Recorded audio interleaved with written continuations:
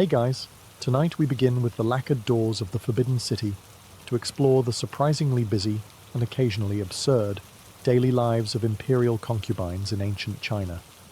So before you get comfortable, take a moment to like the video and subscribe, but only if you genuinely enjoy what I do here. And let me know in the comments where you're tuning in from and what time it is for you. It's always fascinating to see who's joining us from around the world. Now, dim the lights, maybe turn on a fan for that soft background hum, and let's ease into tonight's journey together. Imagine being yanked from your silk-covered dreams at the hour when even roosters are reconsidering their life choices. That's how every imperial concubine's day began. Dragged from blissful oblivion by a team of attendants whose job was to make sure you looked divine before you were even conscious. Forget alarm clocks. In the Forbidden City, your wake-up call came in the form of aggressively opened curtains, cold water, and a young maid whispering, "Rise, noble lady," with the enthusiasm of someone deeply invested in your lack of sleep. The other maid? She's already trying to flatten your hair like it personally offended the dynasty. No time for yawning. Yawning was peasant behaviour. You had about 7 seconds to go from asleep to ethereal celestial being. Puffy eyes? Offensive? Messy bun? Treason? Drool? Congratulations. You've just given the eunuch something to laugh about until next Tuesday. And why the rush? Oh, not for the emperor. He's probably off playing board games with his ministers and forgetting half your name. No, this was to impress your colleagues. You know, the other 50 women trying to outdress, outpowder, and outsmirk you for the exact same man. And believe me, palace women could smell weakness like sharks, smell blood in the water, only they had better shoes and worse intentions. So there you sat, like a statue sculpted from anxiety and rice flour, while attendants dabbed you into a state of presentability. One applied rouge, another spritzed something floral yet vaguely suspicious behind your ears. You weren't sure if it was perfume or powdered deer antler, and honestly, you were too tired to care. Some concubines learned to sleep sitting upright just to maintain their hairdo. Others bribed their attendants for gentler handling, with mixed results. But all of them knew, if you didn't start the day looking flawless, you might end it in disgrace, or worse, in a slightly smaller room. In the grand scheme of palace life, waking up wasn't just about beginning the day. It was about survival. Silent, powdered, well-lit survival. And if you dared to look tired, well, that was basically a death sentence. For your rank, your influence, and possibly your access to the good snacks. After the brutal trauma of being styled into a silk-wrapped deity before sunrise, it was finally time for breakfast. A reward? Not exactly. Breakfast in the Forbidden City was less comfort meal and more silent social combat over congee. Concubines gathered in elegant silence, arranged by rank, importance, and whichever moon sign the empress liked that week. The highest-ranking women got to sit closer to the sunlit side of the room, where the dumplings were still warm. The others, well, enjoy your slightly congealed rice porridge and your cold side-eye. Menus were technically luxurious. Lotus seed paste, bird's nest soup, honeyed buns. But you were expected to eat with the dainty enthusiasm of a sparrow on a juice cleanse. No slurping, no chomping. Definitely no burping unless you were ready to apologize to your ancestors in calligraphy. Even the chopsticks had to be held like they were made of glass and shame. Most concubines developed the skill of eating just enough to avoid fainting, but not enough to appear greedy. A full appetite was considered unfeminine. Ravenous? Go meditate, or sneak some melon seeds under your sleeve and pray no eunuch saw you crunching them behind a pillar. Meanwhile, conversation was an Olympic sport of passive aggression. No one said what they meant. Your hairstyle is very unique today could mean you look like a startled goat, or you're dangerously close to falling out of favour and I'm loving it. Every word was measured, every compliment a booby trap. If you accidentally implied someone's hairpin looked old, you might wake up demoted to chambermaid. The only safe topic? Praising the emperor, excessively, endlessly. loud enough that a spy passing by might report it. His Majesty's poetry is divine, someone would say, despite everyone knowing the Emperor's verses sounded like they'd been written by a drunk goose. But that didn't matter. Applause ensued. Performances were everything. Authenticity was stored somewhere in a forgotten teacup, and thus the most important meal of the day passed not with joy, but with the dull tension of a room full of ambitious women, pretending they weren't trying to mentally assassinate each other with every sip of tea. After all, it wasn't just breakfast. It was battle in brocade. Once breakfast was over and the passive-aggressive compliments had settled, the concubines moved into the next segment of their day, existing dramatically, but with purpose. This was known as being seen, a delicate ritual of being visible just enough to stay relevant, but not so visible that people started wondering why you were trying so hard. Subtlety, after all, was a palace blood sport. You didn't go marching through the gardens like a peasant late for cabbage duty. No. You glided. Slowly. Deliberately. With at least 3 layers of brocade trailing behind you like the world's most expensive dust mop. Bonus points, if your hairpin caught the light just right and temporarily blinded a lower-ranking concubine. Walking through the inner courtyards was a chance to show off your new embroidered slippers, the ones you weren't technically allowed to wear yet, but you were hoping no one would notice, or at least pretend not to. If a noble lady, accidentally, complimented you in earshot of a eunuch with a big mouth, even better. That compliment would be halfway to the Empress before you reached the koi pond. Of course, the real trick was looking relaxed while performing this highly calculated ballet of relevance. Too relaxed, and you looked lazy. Too stiff, and you looked desperate. The sweet spot. Effortless threat. You were not trying to impress anyone. But should the Emperor glance in your direction today, well, thank goodness you chose to wear the good jade. And don't forget the accessories. Each fan flick, each slow blink, each barely concealed smirk was a line in your silent performance. One wrong look could spawn 3 weeks of gossip and a full investigation into whether you were secretly mocking Lady Wrong's tragic attempt at an updo. You also had to watch for spies, not the exciting dagger-in-the-dark kind. No, these were silk-shoed, eyebrow-arching, tea-sipping professional tattletales. They had the Empress's ear and possibly her entire notebook. Smile too wide? You're a flirt? Smile too little? You're plotting something. It was exhausting, but necessary. Because in the Forbidden City, if you weren't being seen, you might as well be invisible. And invisible concubines don't get promotions.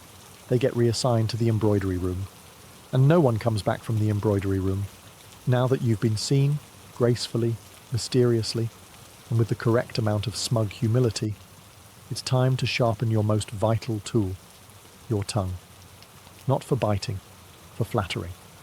Because in the imperial palace, sincerity was optional. Flattery, on the other hand, was policy. If you were thinking, I'll just be myself, congratulations, you'd be cleaning the calligraphy brushes by sundown. The successful concubine understood that truth was for scholars.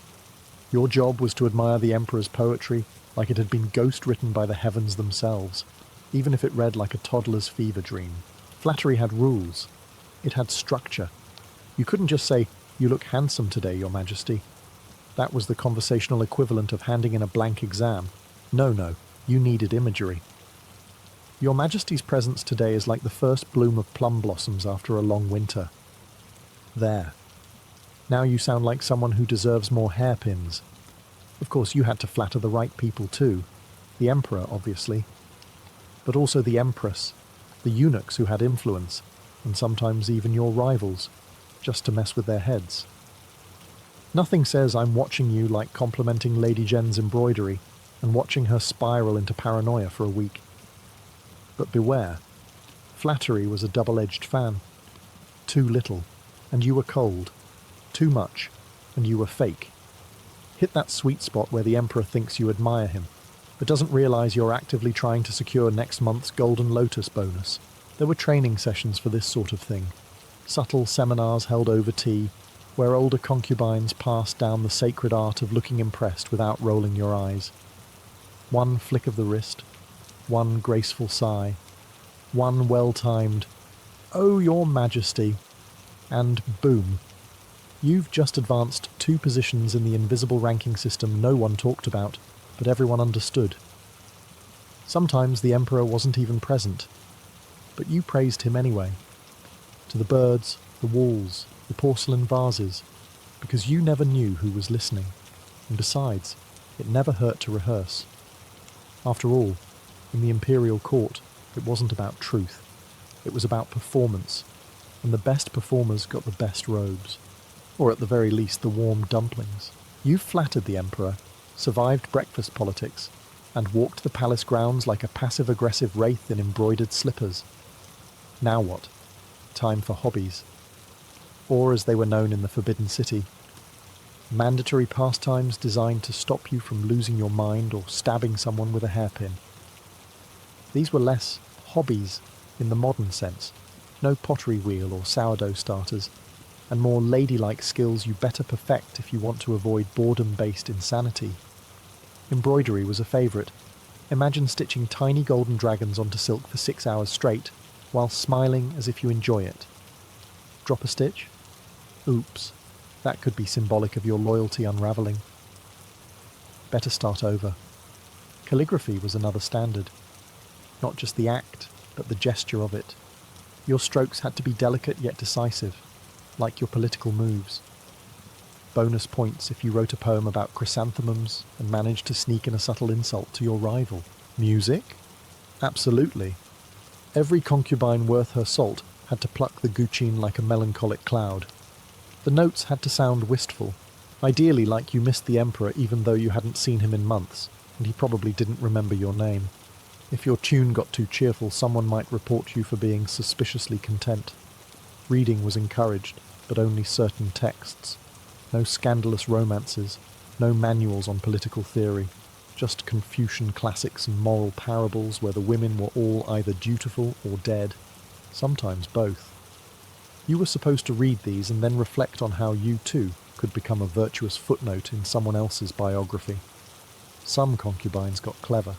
They turned their hobbies into performance art, a brushstroke that resembled a phoenix. That meant rebirth, as in, "I'm rising in favour, Lady Wrong, so enjoy that cold corner of the tea room while you can." It was all in the nuance. Of course, many concubines pretended to enjoy these hobbies more than they did, but deep down, they all knew the truth.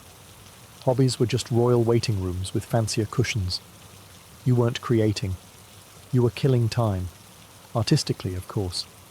Because at the end of the day, the best you could do was stay busy, stay graceful, and pray the Emperor got bored enough to come looking for you. After a long morning of artful idleness, flattery, and high-stakes embroidery, the concubines entered the most strategic portion of their day, lunchtime gossip. But don't be fooled. This wasn't just casual chit-chat over dumplings. This was espionage in brocade. Palace gossip was more than entertainment. It was intelligence gathering, social manoeuvring, and emotional blackmail disguised as idle curiosity. If someone let slip that Lady Hua was seen crying near the bamboo pavilion, the question wasn't why she was crying. It was, who benefits? Gossip moved faster than the official court memos. Eunuchs, maids, and lower-ranked concubines made excellent couriers.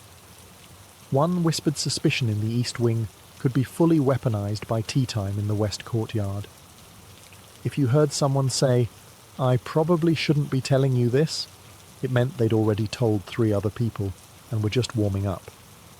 The gossip itself was a buffet of scandal: whose hairpin was found in which corridor, who fainted unexpectedly during music practice, and who was looking pale, a delicate euphemism for possibly pregnant, sick, or plotting something nefarious. Sometimes all 3. But gossip wasn't just about others. You had to manage your own narrative.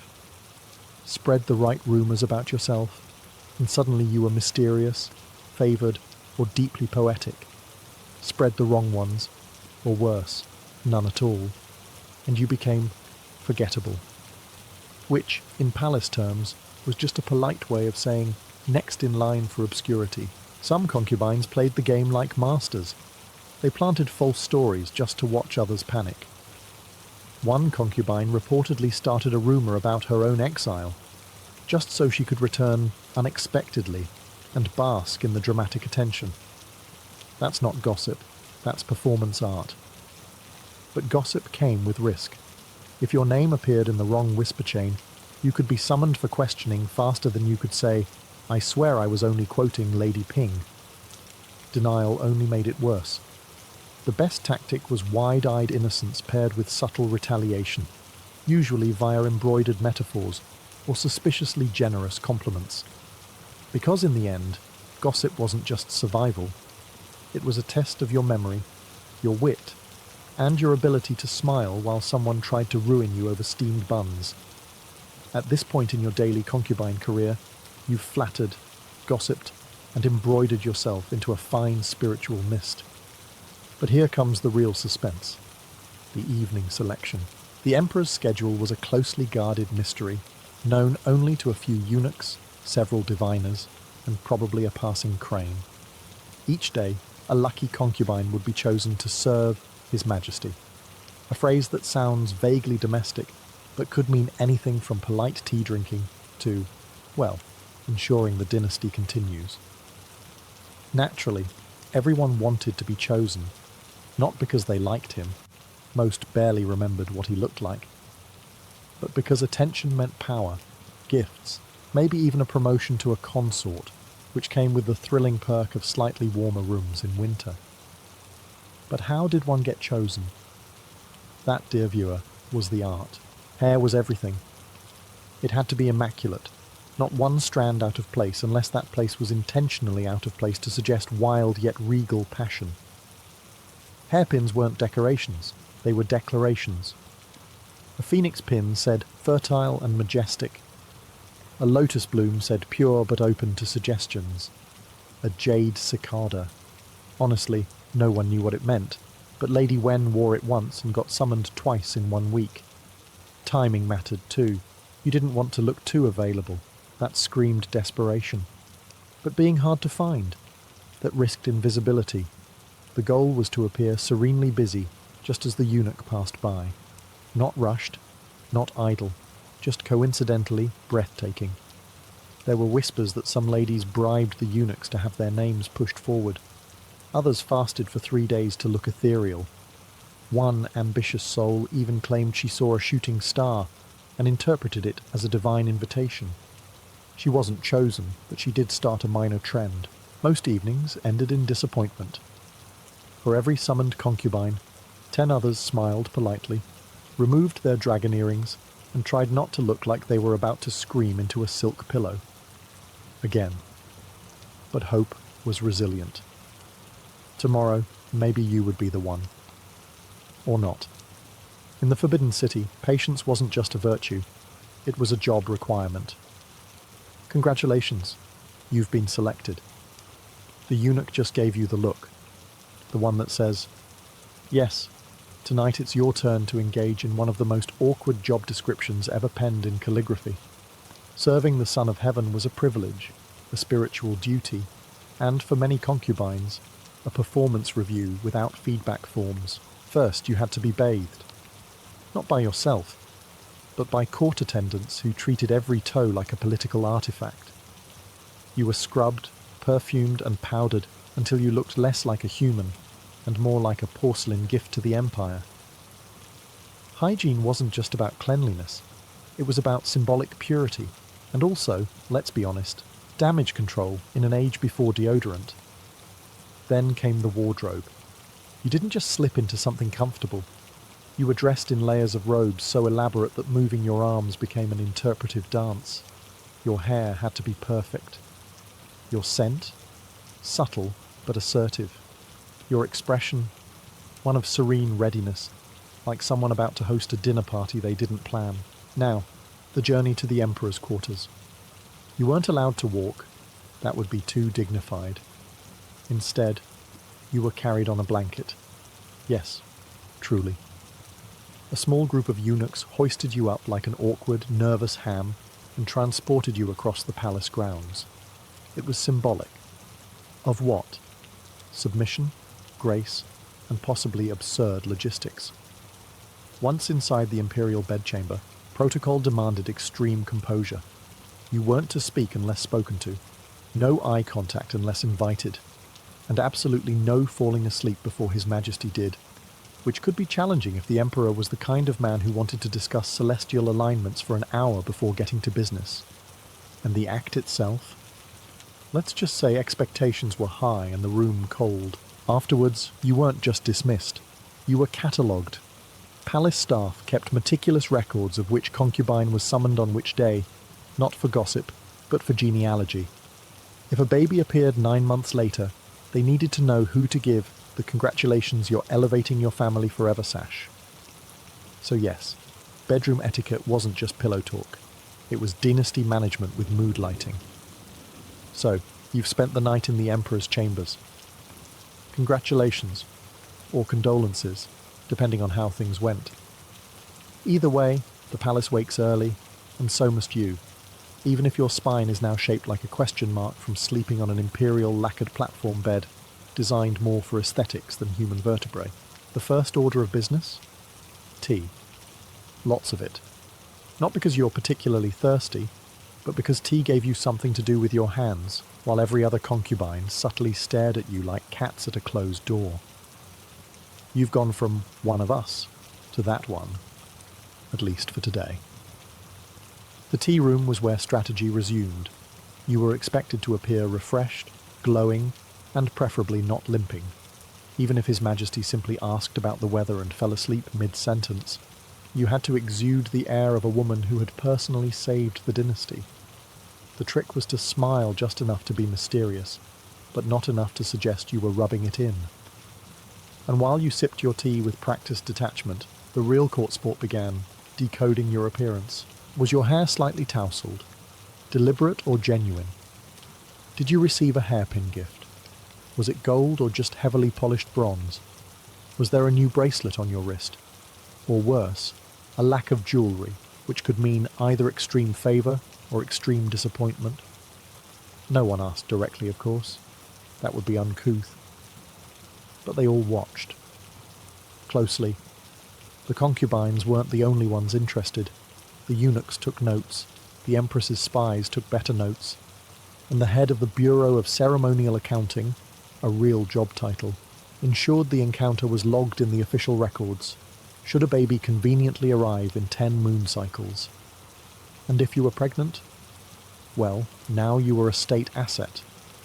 But if not, which was statistically likely, the morning after was a return to normalcy.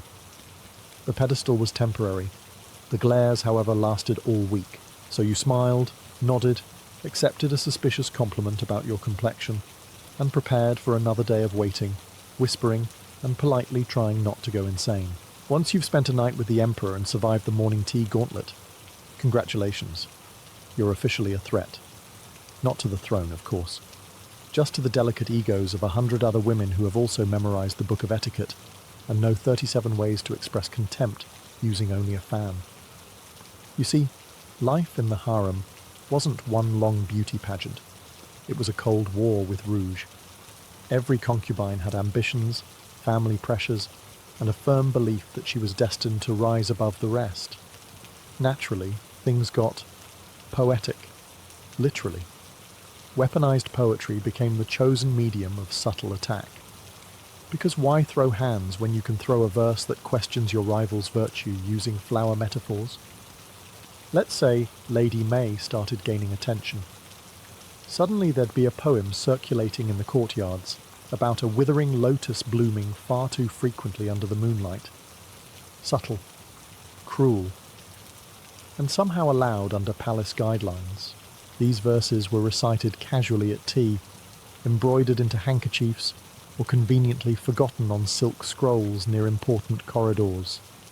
Public burn, private delivery. No confrontation, just whispers, side eyes, and a shared appreciation for literary backstabbing. Some concubines, especially the more experienced ones, specialized in praise that felt like poison. Your robe is so bold for this lighting. Only someone with true confidence would dare. It's so admirable how you still use rouge from the southern provinces. so vintage. Of course, it wasn't all about words.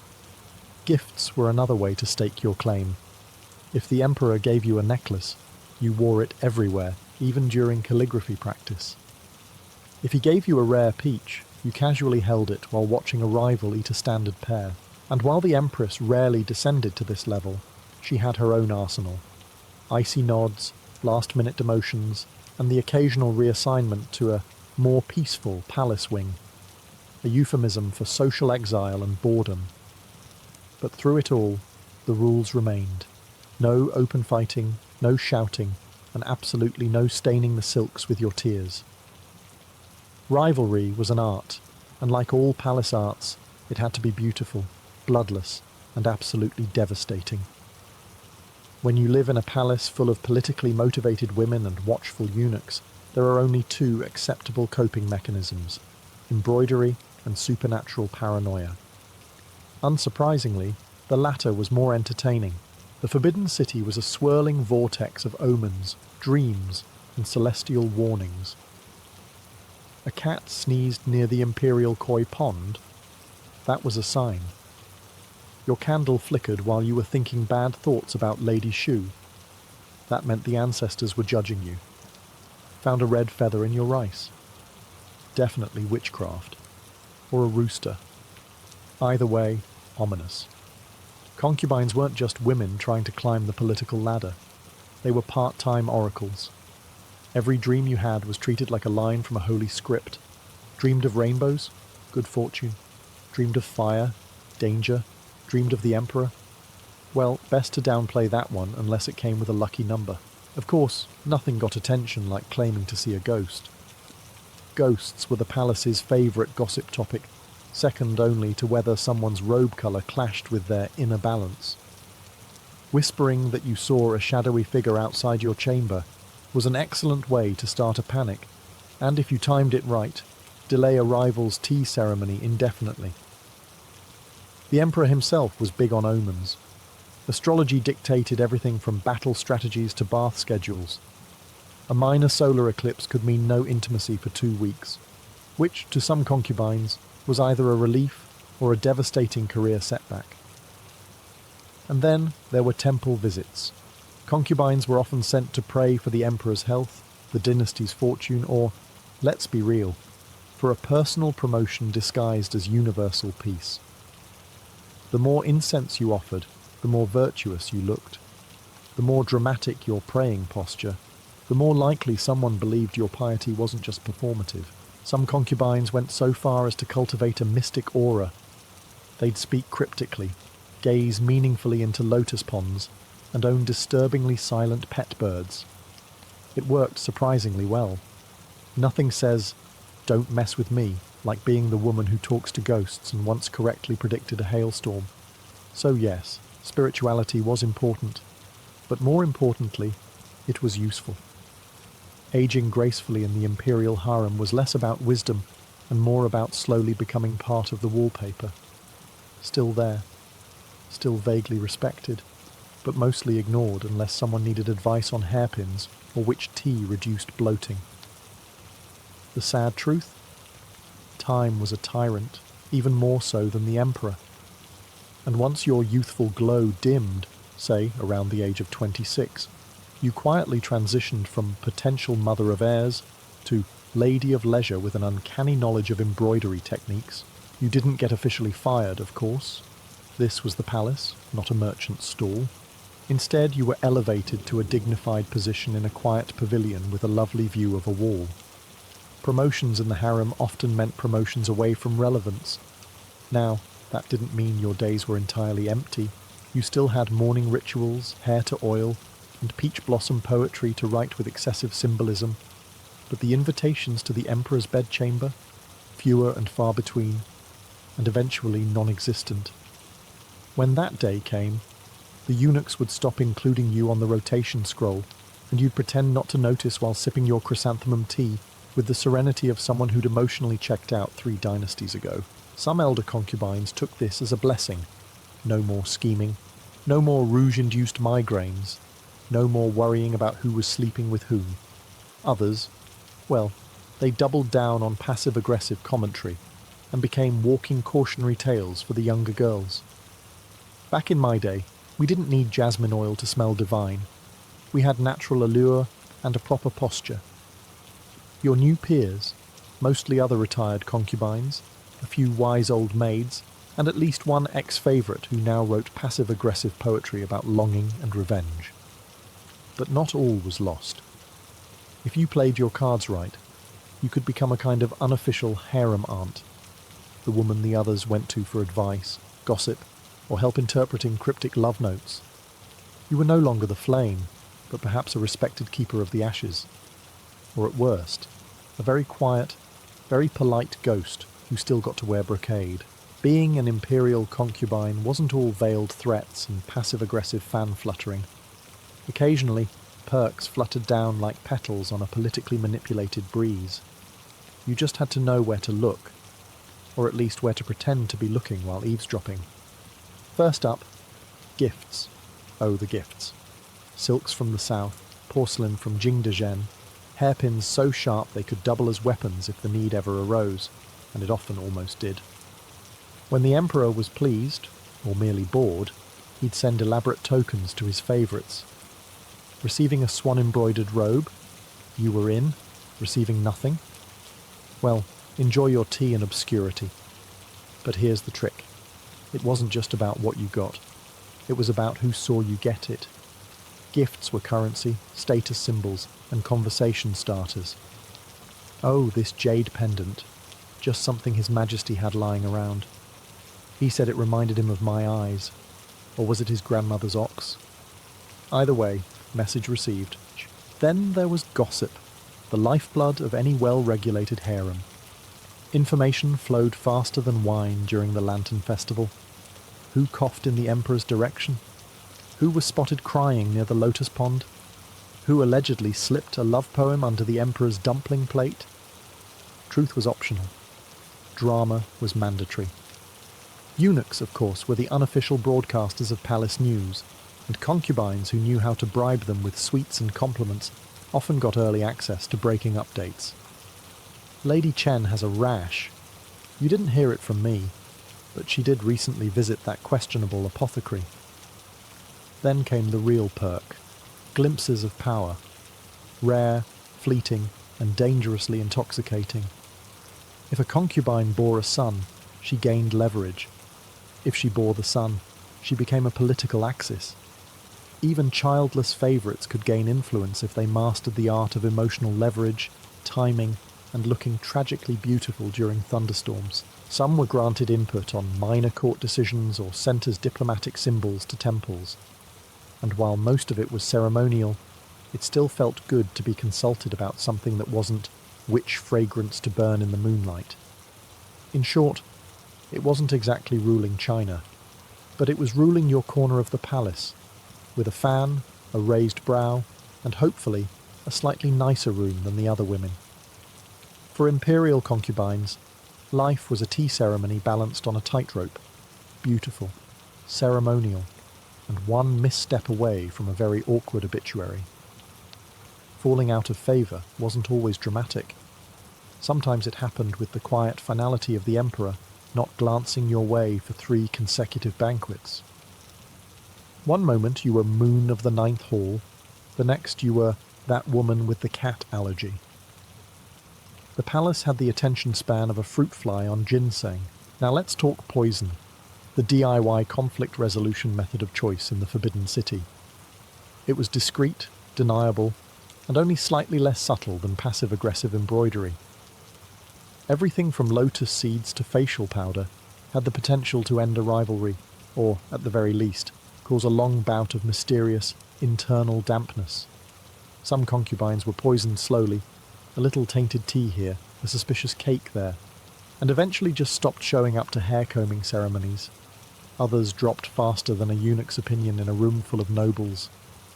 Accidents were common, slipping on polished floors, falling ill after fish, mysterious nosebleeds. It was almost poetic how predictable it all became. And then there was banishment. Not quite death, but close. If you offended the emperor or outmaneuvered the wrong favourite, You might find yourself relocated to a distant, moss-covered pavilion at the edge of the palace grounds. It was scenic, sure, but so is a prison with nice landscaping. Your attendance would be halved, your gifts would dry up, and your name would vanish from the inner court scrolls like a bad dream nobody wanted to remember. Worse still, getting sent to a temple. Being invited to devote your life to prayer was less a religious promotion and more a socially acceptable form of exile. You'd trade your brocade for plain robes, your intrigue for incense, and your daily flirtations for long discussions about lotus symbolism. But here's the kicker. You were never safe. Even favourites could fall. One missed cue, one misinterpreted dream, one scroll misplaced in the wrong chamber, and suddenly you were just another sad story whispered behind painted screens. So remember, in the palace, beauty fades, but mistakes, they echo. When all was said and embroidered, imperial concubines had one final task: survive long enough to be remembered, or at least misremembered in flattering detail. Legacy in the Forbidden City was a tricky beast. Most concubines faded into the soft golden wallpaper of history, their names lost beneath 1,000 footnotes and the occasional cracked ceramic figurine. But a few? Oh, they lived on, through gossip, legend, and memoirs written suspiciously well for women who allegedly weren't allowed to learn how to write. Take, for example, the genre of harem memoirs. These elegant scrolls, often penned anonymously by ex-concubines, palace attendants, or perhaps just very bored court historians, offered intimate glimpses into the velvet and venom world of the inner court. Except they were less reliable accounts and more dramatized fever dreams sprinkled with truth. Some memoirs spoke of secret romances and midnight strolls under the lanterns. Others detailed elaborate schemes involving poisoned dumplings and cryptic flower arrangements. And while most of it sounded like a cross between a soap opera and a Confucian cautionary tale, the point was clear. Being remembered was the ultimate revenge. Concubines who bore imperial sons had a better shot at legacy, of course. Their names appeared in genealogies, temples, and, if they played their cards right, on the occasional lacquered plaque. Others achieved fame simply by refusing to die quietly. A dramatic scandal, a poetic suicide, or a suspiciously convenient illness. That could land you a place in history faster than 100 silk robes, but sometimes legacy meant becoming a cautionary tale. Don't be like Lady Lin, who argued with the Empress over a hairpin and ended up in a temple with only one servant and a mild goose allergy. These stories were shared over teacups, whispered through generations, and subtly weaponized by mothers-in-law across dynasties. In the end, for every remembered concubine, there were hundreds more who drifted away like incense smoke, briefly fragrant, quickly forgotten. But if you're hearing this story tonight, perhaps one or two of them succeeded. They slipped through the cracks of silence, flung open the silk curtains of time, and said, "Hey, I existed, and I had opinions." In the early years of the 17th century, Kyoto was still the refined capital of courtly traditions, where poetry readings, tea ceremonies, and the serene stillness of no theatre held cultural dominance. Into this world of dignified restraint walked, or rather danced, a woman who would shake the very foundations of Japanese performance art. Her name was Okuni, a shrine maiden from Izumo, and she was about to create something so wildly different, so colourful, and so provocative that it would scandalise the elite and captivate the masses in equal measure. Okuni began performing along the dry riverbeds of the Kamo River, a spot where commoners and merchants gathered for entertainment. Her dances were nothing like the rigid elegance of No. They were flamboyant, filled with exaggerated gestures, witty dialogue, and an unashamed flirtation with the audience. She wore dazzling costumes, often mixing male and female garments in bold, playful combinations, and she infused her performances with satire, poking fun at priests, warriors, and even the aristocracy. The appeal was immediate. Crowds swelled, drawn not only by the novelty of Okuni's style, but also by the subversive energy she brought to the stage. She recruited other women, many of them from backgrounds that society liked to keep hidden in the shadows: entertainers, courtesans, and women who knew how to command attention. This early form, known as honor kabuki, or women's kabuki, quickly became famous for its sensuality, humor, and irreverence. But in the highly regulated society of the Edo period, where the Tokugawa shogunate sought to control public morality, such performances didn't sit well with the authorities. The shogunate feared that the mingling of actors and audience, often in ways that extended beyond the performance itself, would disrupt public order and corrupt moral values. And they weren't entirely wrong. Kabuki was as much a social hotspot as it was a theatrical experience. By 1629, the government took the predictable step of banning women from performing altogether, citing immorality. But instead of killing kabuki, the ban transformed it. Young boys began taking the stage in wakashu kabuki, imitating the women's style with equally elaborate costumes and makeup. This, however, only led to further scandal, but that's a story for the next chapter. In that brief period before the ban, Okuni's kabuki was a revolution, a vivid explosion of colour, satire, and theatrical daring in a world that had been content with quiet, ceremonial art. She may not have known it, but she had just set in motion an art form that would define Japanese theatre for centuries. When the Tokugawa shogunate banned women from the kabuki stage in 1629, it seemed on paper like a decisive way to curb the immoral energy of Okuni's legacy. In practice, it was like trying to stop a river with a paper fan. The public's appetite for kabuki was already insatiable, and entrepreneurs weren't about to let a little government decree ruin a thriving business. Their solution: replace the actresses with handsome adolescent boys, wakashu, trained to imitate the elegance, flirtation, and charisma of the original female performers. Wakashu kabuki quickly exploded in popularity. These young actors wore the same dazzling costumes, painted their faces with the bold makeup that was becoming a kabuki trademark, and adopted the same exaggerated gestures and coy expressions that had enchanted audiences in Okuni's day. But there was a twist. Their performances often carried a sharper, more playful energy, and their beauty attracted not only female admirers, but also a significant number of male patrons. The result? Kabuki became even more scandalous than before. Theatres turned into social melting pots where samurai, merchants, artisans, and townsfolk mingled in the charged atmosphere. And while the plays were the main attraction, everyone knew there was just as much activity happening behind the stage curtains. The government's worst fears, that kabuki was blurring the lines between art, seduction, and outright vice, were coming true all over again. The shogunate responded in 1652 with yet another ban, this time on wakashu actors. But instead of killing the art form, it evolved once more. The next phase, Yaro Kabuki, replaced the boys with adult men who would specialize in two distinct roles: onagata, men who played female characters with stylized grace, and tachiaku, actors portraying strong male leads. This innovation not only saved kabuki but also gave it one of its most iconic traditions: male actors performing every role on stage, a practice that continues in kabuki today. Still, the wakashu era left its mark. It cemented kabuki's reputation as a theatre of glamour, beauty, and social daring. The bold colours, the intricate costumes, and the charged interactions between performers and audience became permanent fixtures. It also proved something the authorities would never quite learn. Every time they tried to suppress kabuki, they only made it more intriguing.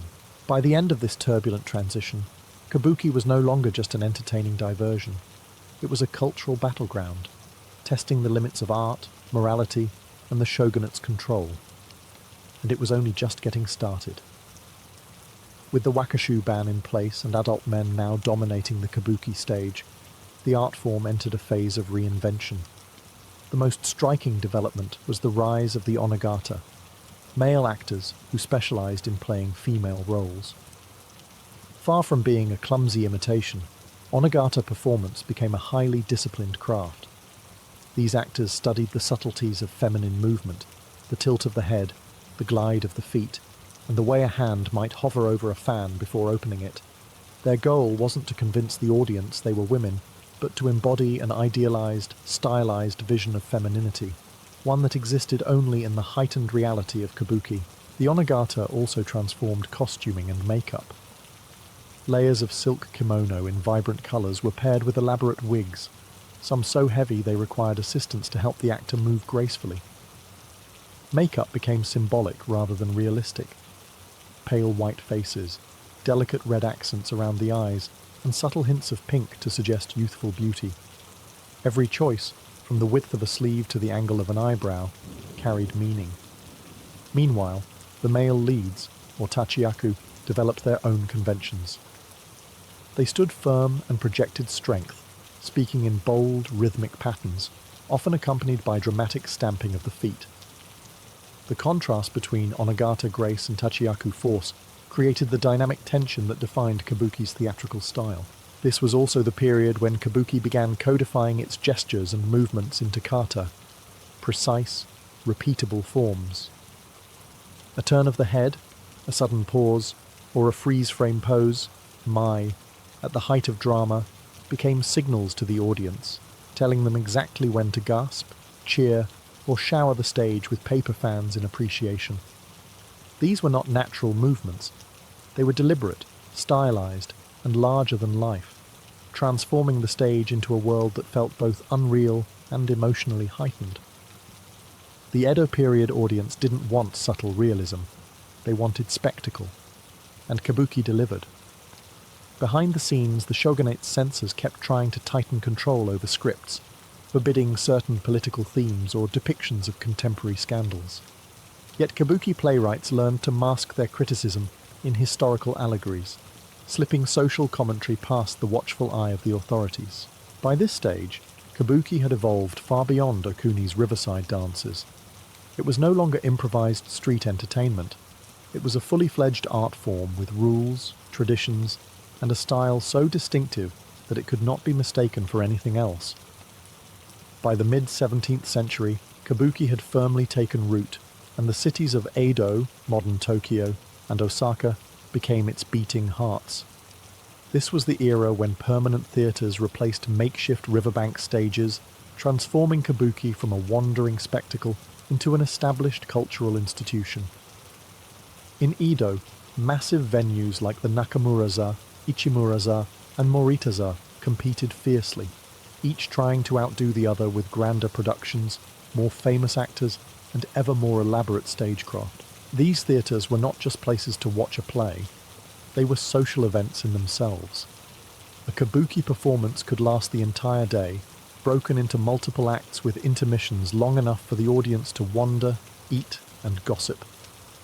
Merchants would rent the best boxes for their families, samurai might quietly slip in despite class restrictions, and street vendors swarmed outside selling snacks, souvenirs, and illustrated woodblock prints of the actors, the celebrity posters of the day. Theatre districts like Edo's Saruwaka-cho became buzzing hubs of commerce and entertainment. Inns, tea houses, and restaurants sprang up around the playhouses, ensuring that a trip to the theatre was as much about socializing and indulgence as it was about art. Actors, especially the most famous onagata and tachiyaku, were adored like rock stars. Their likenesses appeared on ukiyo-e prints, and their mannerisms and fashion influenced popular trends. Fans copied the way a beloved actor tied his sash or held his folding fan, just as modern fans might imitate a movie star's hairstyle. Meanwhile, in Osaka, kabuki took on a slightly different flavor. The city was the commercial capital of Japan, and its audiences were known for their refined taste. Osaka productions tended to emphasize intricate plots and emotional depth, developing the wagoto style, softer, more romantic acting, as opposed to Edo's bolder, rougher arigoto style. This created a cultural rivalry between the two cities, with actors often travelling between them to prove their versatility. Stage technology also began to flourish during this golden age. Revolving stages, trapdoors, and dramatic costume changes, hikinuki, became standard features, keeping audiences constantly surprised. The result was an immersive experience that blurred the line between fantasy and reality. By the late 17th century, kabuki was no longer just entertainment. It was a central part of urban life in Edo and Osaka. It had its own superstars, fan culture, and thriving commercial ecosystem. For the growing townsman class, kabuki wasn't simply theatre. It was identity, fashion, and the heartbeat of the city. By the late 17th century, kabuki acting had split into two distinct performance styles, each shaped by the cultural character of its home city.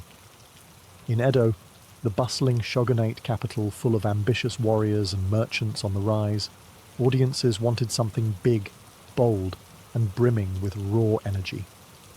This gave birth to Aragoto, literally rough style. Pioneered by the legendary Ichikawa Danjuro fear, Aragoto was theatre at its most exaggerated. Heroes were larger-than-life figures with booming voices, dramatic stomps and poses, held so fiercely the audience could feel the actor's pulse from the back row. Costumes were massive, layered and brightly coloured, often with symbolic designs like fierce dragons or crashing waves to match the character's temperament. Thick, bold Kumadori makeup transformed actors into living masks, with red lines to signal courage, blue for villainy, and black for supernatural beings. It was kabuki as a living woodblock print, a style meant to shock and awe. Meanwhile, down in Osaka and Kyoto, a different taste was emerging. Merchants there, with their appreciation for refined manners and subtler storytelling, gravitated toward Wagato, the soft style, championed by Sakata Tojuro Thurn. In Wagato, heroes were gentle, romantic, and often flawed, drawn into love affairs, misunderstandings, and moments of vulnerability. The acting emphasized naturalistic movement, softer voices, and emotional nuance rather than sheer spectacle. Costumes were elegant but less ostentatious, and makeup avoided the harsh lines of Aragoto, instead highlighting the actor's own facial features. These two styles reflected more than artistic preference. They mirrored the social character of the cities themselves. Edo's rough, fast-paced energy demanded swagger and heroics, while Osaka's mercantile elegance preferred wit, romance, and emotional resonance. For audiences, the distinction became part of the fun. An Edo theatre-goer might cheer for a roaring Aragoto warrior, while an Osaka fan would sigh over a tragic Wagoto lover. Actors often specialized in one style, but the most versatile stars learned to master both, switching cities and adapting their performance to local expectations. This cross-pollination helped kabuki remain fresh and innovative, while also deepening the divide between its two creative capitals. By the turn of the 18th century, Aragoto and Wagato were not just acting styles, they were kabuki's dual identity. Together, they gave the art form a dramatic range that could move an audience to thunderous applause one night and quiet tears the next, ensuring kabuki's appeal across the entire spectrum of Edo period society. Long before modern pop idols and Hollywood heartthrobs, there were kabuki actors. And in the Edo period, they were nothing short of gods among men. These performers weren't just known, they were worshipped. Their fans memorized their roles, copied their fashion, and flooded the theatres to catch even a glimpse of them strutting across the Hanamichi, the famous walkway that sliced through the audience like a catwalk made for dramatic entrances. Actors like Ichikawa Danjuro, the thundering face of Aragoto, became icons in Edo, while Sakata Tojuro, the romantic master of Wagoto, held court in Osaka. But this wasn't admiration in a polite golf clap sort of way. It was obsession. Fans collected woodblock prints called yakusha-e, glamorous portraits of their favourite stars. These prints were sold by the thousands and plastered across homes and shops like teenage bedroom posters. Some fans even tattooed the names of their favourite actors on their bodies, permanent proof of their devotion. What made kabuki actors so intoxicating to the public wasn't just their performances, it was the aura. The best of them exuded charisma, mystery, and emotional depth on stage and off. They blurred the lines between their characters and real lives, playing romantic heroes one day and being romantically linked to wealthy patrons, or powerful samurai the next. The gossip around them was half the thrill. Some actors leaned into this fame with calculated flair. They staged dramatic retirements only to return in comeback performances. They cultivated signature poses, voice inflections, or makeup styles instantly recognizable across the kabuki world. This wasn't just performance, it was brand building, Edo style. Of course, celebrity came with risks. Rivalries between actors sometimes spilled into actual brawls.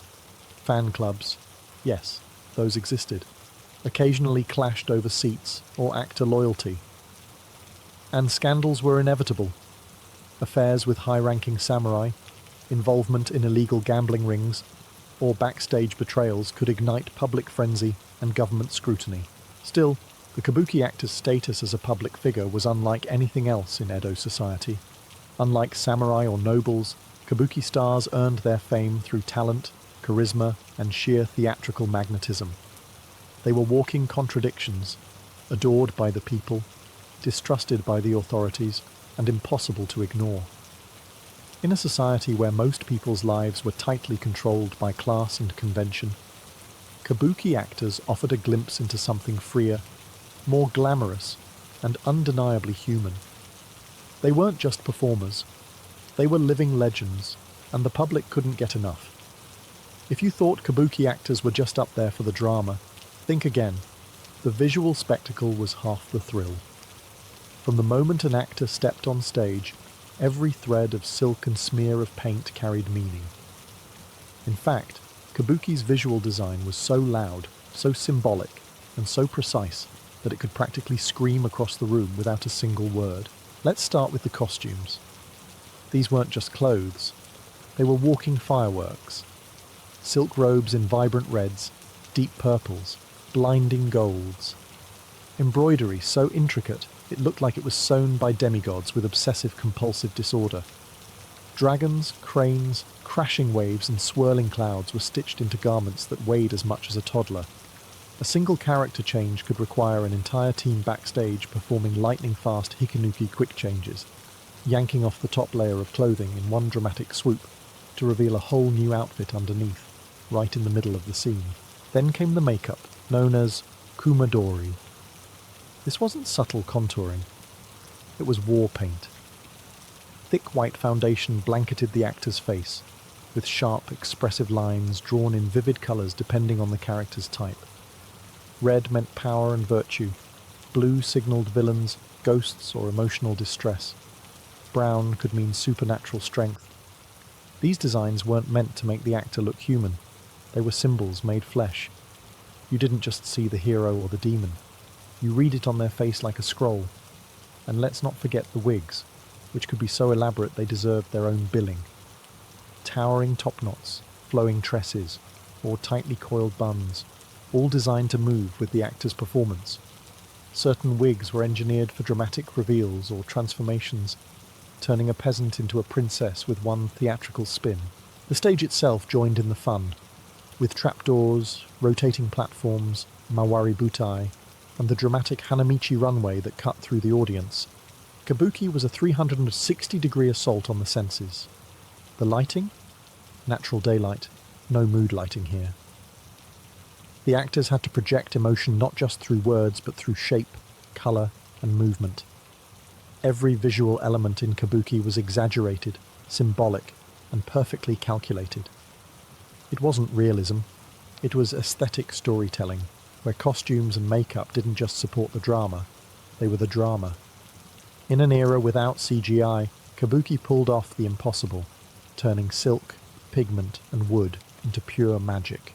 Living under the Tokugawa shogunate wasn't exactly a free speech paradise. The government kept a tight grip on public behaviour, expression, and especially anything that smelled of political dissent. So, what did kabuki do? It got clever. Really clever. Kabuki theatre didn't just survive censorship. It thrived under it by mastering the art of implication, metaphor, and historical disguise. The shogunate forbade contemporary political themes, critique of the ruling class, or anything that could stir the pot socially.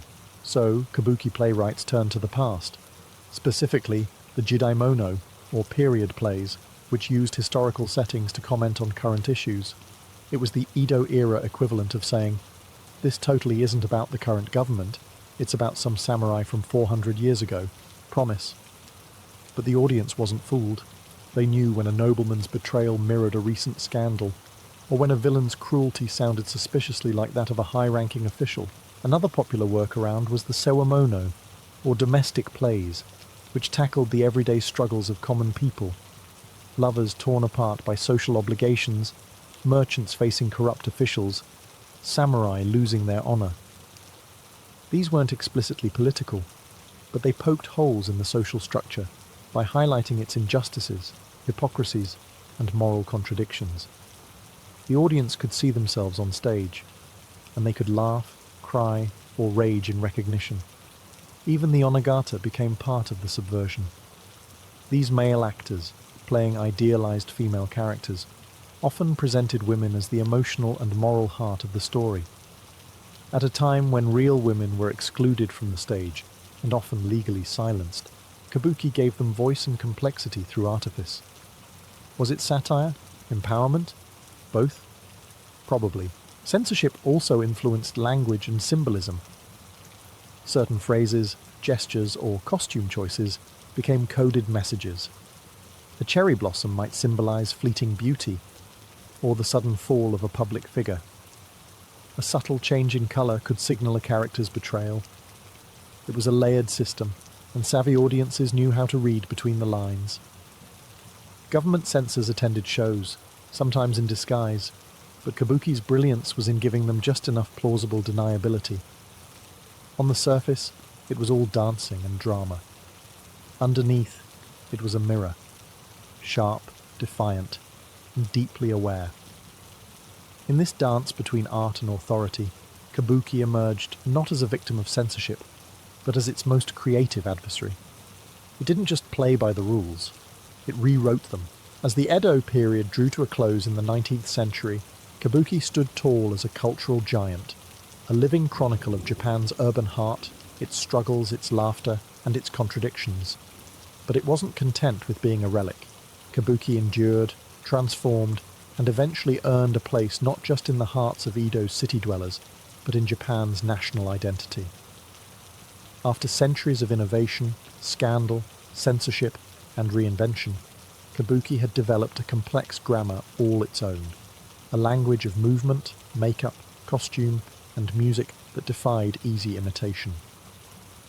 When Japan opened to the West during the Meiji Restoration in the late 1800s, some elites tried to push kabuki aside in favor of modern Western-style theater. But kabuki didn't flinch. Instead, it dug in its heels, doubled down on tradition, and proved itself resilient, refusing to be replaced by powdered wigs and violin solos. Actors became cultural ambassadors. Iconic families like the Ichikawa and Nakamura dynasties continued to pass down roles through generations, keeping kabuki's legacy alive. Lineage mattered. A modern Ichikawa Danjuro wasn't just playing a role, he was inheriting centuries of theatrical DNA. Each performance wasn't just theatre, it was ritual, continuity, and homage. Meanwhile, efforts to preserve kabuki intensified. Classic scripts were archived, training schools were established, stage techniques were refined and systematized. By the 20th century, kabuki had not only survived modernization, it had been enshrined. The Japanese government designated it an important intangible cultural property, and UNESCO eventually recognized it as part of the world's intangible cultural heritage. But don't mistake preservation for stagnation. Modern kabuki actors continued to reinterpret roles, adjust pacing, and explore new ways to connect with contemporary audiences, all while staying true to the form. Some productions added modern lighting, sound effects, or multimedia projections, blending old and new in ways that Okuni herself might have found delightfully rebellious. Today, whether performed in the grand Kabuki-za in Tokyo or adapted for a school stage in a rural town, kabuki still casts its spell. It reminds Japan, and the world, that theatre isn't just entertainment. It's memory. It's identity. It's a centuries-old dialogue between past and present, spoken in silk, pigment, and thunderous applause. And somewhere, in the echo of a Mai pose and the stomp of a wooden gaiter, Okuni is probably smiling. Long before matadors in glittering suits strutted across sandy arenas, long before the roar of a Spanish crowd met the stomp of an angry bull, there were the Romans. When they conquered the Iberian Peninsula and turned it into the province of Hispania, they brought with them more than just aqueducts, togas, and Latin grammar. They brought the theatre of blood. Roman public games, particularly the venaciones, exhibitions of man versus beast, were the ancient world's version of primetime entertainment. In these spectacles, wild animals such as lions, bears, and yes, bulls, were pitted against trained fighters, or occasionally left to rampage for the amusement of the masses. Hispania, with its rugged terrain and abundance of bulls, proved the perfect setting. Amphitheatres were constructed, crowds gathered, and bulls began their journey from sacred beasts of the Iberian past to symbols of controlled chaos and raw spectacle. But when the Roman Empire collapsed in the 5th century, its polished arenas began to crumble, and with them, the formal structure of Roman games. Still, the idea of facing a bull, of challenging brute strength with human courage, didn't disappear. It simply went underground. What had once been a ticketed event for the upper classes slowly transformed into a rural tradition, woven into local festivals and seasonal rituals. Farmers, villagers, and wandering performers kept the concept alive in small, brutal, unsanctioned ways. Over time, these rustic echoes of Roman entertainment evolved into cultural fixtures in medieval Spain. While no longer called venaciones, the essence of spectacle remained. The idea of man versus animal, framed not just as combat, but as art. A struggle watched by the many, often ending in glory or gore. It wasn't yet the bullfight we know today. There were no matadors in gold embroidery, no embroidered capes twirling under the sun. But the DNA of bullfighting, the blending of performance, danger, and public obsession, had already taken root. The Roman passion for drama hadn't died with the empire. It had simply taken off its helmet, grabbed a red cloth, and waited quietly for the Middle Ages to give it a new name. And in the dirt of Roman ruins, among the ghosts of gladiators and the bulls they faced, a uniquely Spanish tradition was beginning to stir. In the year 711, North African Muslim armies crossed the Strait of Gibraltar and began a conquest that would change the cultural DNA of the Iberian Peninsula forever. They brought science, architecture, poetry, and an obsession with horses. While the Moors didn't invent bullfighting, they added an essential ingredient to its medieval evolution: refinement. Theirs was a world of controlled elegance, where the art of the rider was just as important as the thrill of the charge. Under Moorish rule, equestrian skill became a mark of nobility. The caliphs and emirs of Al-Andalus hosted public exhibitions where riders would demonstrate furucía, a code of mounted warfare and chivalry that emphasized agility, posture, and precision. These performances often involved hunting displays with wild game, showing off not just military training, but theatrical flair. The horse was not just a tool, it was a dance partner, and the rider was a performer as much as a warrior. Now enter the bull.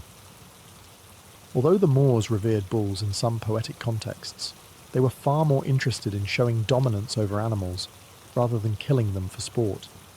In early Moorish Iberia, there are scattered references to horseback contests involving bulls. Not gory bloodbaths, but ritualized displays of bravery and control. Think of a nobleman circling a bull at high speed, demonstrating balance and mastery, not stabbing, but showcasing his command over chaos. These early contests were not yet bullfighting in the modern sense. They were tests of horsemanship, evolving from military drills into half sport, half theatre. But crucially, they planted the seeds for what would later become the regionio, the horseback form of bullfighting still practiced today. Even more significantly, these events were public. Crowds gathered to watch nobles flaunt their daring, their wealth, and their perfectly trained Andalusian horses. The line between military training and public entertainment began to blur. As the centuries passed, these courtly exhibitions started slipping into local tradition, spreading to festivals and town celebrations. By the time Christian knights began reclaiming the peninsula during the Reconquista, they didn't just fight to take back land, they absorbed the Moorish obsession with elegant equestrianism. The result was a cultural fusion: Roman spectacle, Moorish grace, and soon, Christian pageantry. Together, they began shaping a new kind of performance, one that would eventually put both man and bull center stage. And the horse? It would remain the quiet, thundering heartbeat of the arena. As Christian kingdoms gradually reclaimed the Iberian Peninsula during the centuries-long Reconquista, they weren't just waging holy war against the Moors. They were inheriting, adapting, and transforming centuries of cultural fusion. And nowhere was this more flamboyantly displayed than in the evolving spectacle of the bullfight. Christian knights, fresh from the battlefield and eager to flaunt their valor during peacetime, turned to tournaments. These public events allowed nobles to parade their horsemanship, weapon skills, and bravado. But while jousting was popular in northern Europe, Spain was already brewing something distinct. Bullfighting, or rather bull challenging, began to take center stage. In this period, the practice was known as toreo a caballo, bullfighting on horseback. Drawing from both the Roman traditions of spectacle and the Moorish obsession with equestrian control, Christian nobles began staging daring displays where they would charge bulls with lances in front of cheering crowds. It wasn't just entertainment, it was propaganda. A knight controlling a furious bull symbolized the victory of Christian order over pagan chaos, or, depending on how dramatic you were feeling, the triumph of God over the devil. These events were tied to religious festivals, coronations, military victories, and other state occasions. They were pageants, filled with banners, trumpets, and richly adorned armor. The bull became more than just an animal. It was a dramatic foil, a living metaphor for danger, nature, and the challenges of life itself. Unlike the stylized matador fights of later centuries, these medieval contests were raw. There were no professional toreros yet. Participants were aristocrats, knights, and military elites, many of whom saw it as a personal rite of courage. Injuries were common. Deaths happened. But backing down in front of a bull meant losing honor. And in medieval Spain, you'd sooner lose a limb than your reputation. These noble bullfighters didn't just inspire awe, they inspired imitation. Across Spain, local festivals began including amateur versions of these contests. Young men from farming villages, emboldened by wine and testosterone, would try to emulate their lords by taunting or dodging bulls. Thus, the spectacle began to trickle downward, from royal courts to town squares. By the late Middle Ages, the bullfight had become a two-headed tradition: noble sport on horseback and popular daredevilry on foot. Both were growing, evolving, and setting the stage for the next dramatic transformation, when the matador would finally arrive. By the late Middle Ages, bullfighting was no longer reserved for silk-clad nobles under royal banners. It had begun to seep into the fabric of everyday Spanish life, trickling from palaces into plazas. What began as a demonstration of aristocratic skill evolved into a grassroots ritual, rowdy, dangerous, and proudly local. In towns and villages across medieval Spain, bull festivities became regular features of religious festivals, harvest feasts, and saint days. Unlike the elegant displays of the noble class, these events were chaotic, unpredictable, and often wildly improvised. Bulls were released into cobbled streets or crude arenas, and young men, often with no formal training and far too much pride, would charge, leap, taunt, or try not to die. This was the beginning of bullfighting on foot. There were no lances, no armor, no horses. Just speed, nerve, and whatever cloth you could wave in front of a charging beast. These amateur toreros weren't looking for applause. They were looking for status. A successful close pass, a daring sidestep, or a wild jump over the horns could win the cheers of a crowd and the whispered admiration of the local girls. But it wasn't all wine and bravado. Towns began to recognize the draw of these events. Local leaders constructed wooden barricades, elevated viewing stands, and rudimentary rings. Bull runs, encierros, became traditions, some of which still survive today, like the famed San Fermin festival in Pamplona. Even as they remained spontaneous, these events began to take on structure. Roles were defined. Rules, loose though they were, started to emerge. Crucially, the absence of horses changed everything. A man facing a bull on foot required a different set of skills: agility over force, rhythm over brute strength, performance over power. And with that shift, something new entered the tradition: a theatrical flair. Movements became stylized, costumes became brighter. The crowd wasn't just watching a contest, they were watching a show. This evolution sparked something vital: the professionalization of the bullfighter. As crowds grew and reputations were made, certain men became known not just for bravery, but for grace. They didn't just survive the bull, they danced with it. The knight was fading from center stage. In his place rose a new figure, still courageous, still showy, but grounded, flamboyant, and born from the streets. The seeds of the modern matador had been planted. In medieval Spain, the bull was more than a beast. It was a symbol woven into the spiritual and ceremonial rhythm of life. Bullfighting, as it developed during this period, didn't exist in isolation. It was part of a larger tapestry of religious festivals, civic rituals, and public celebration. And if there's one thing medieval Spaniards knew how to do, it was throw a dramatic, God-fearing party. Almost every town had a patron saint, and almost every patron saint had a feast day. These celebrations often included processions, dances, food, music, and of course bulls. The Fiesta Taurina was less a scheduled event and more an explosion of ritual energy, blending the sacred and the profane into one thundering celebration. Churches blessed the bulls, priests marched in procession, and then, just hours later, local men would be hurling themselves across a dusty square in front of that very same holy animal. It was theatre, yes, but also devotion. The bull, powerful and uncontrollable, came to represent sin, temptation, or even the devil himself. To stand before it was a test of courage, masculinity, and faith. If you survived, you were admired. If you died, well, at least it was in public and with style. The town square became the centre of the action.